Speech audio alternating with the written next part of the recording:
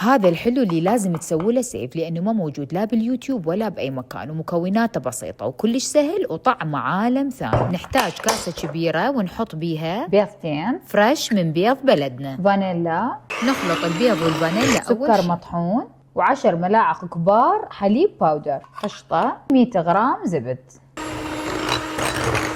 وهاي صارت جاهزة. نسكافيه ذوبتها بالمي. جبت بايركس وحطيت أول طبقة بسكت، راح ننقع البسكت بالنسكافيه، وبعدين حطيت طبقة من الخلطة اللي حضرتها وطبقة بسكت، نرجع نحط نسكافيه على البسكت، نحط طبقة ثانية وبعد طبقة، ونظل نرتب بالطبقات. هذا الحلو إلى قصة، كنا نسويه بيت جدي من التم يوم الجمعة ببغداد، وتذكرته قبل فترة وقلت لازم أصوره وأنزله لأن كلش طيب وسهل. وهاي آخر طبقة، خلوا أكثر كمية آخر طبقة، وتقريبا خلصنا. آخر شيء أي نوع شوكولات عندكم برشوه على الوجه. نحطها بالثلاجة بس تبرد شوية.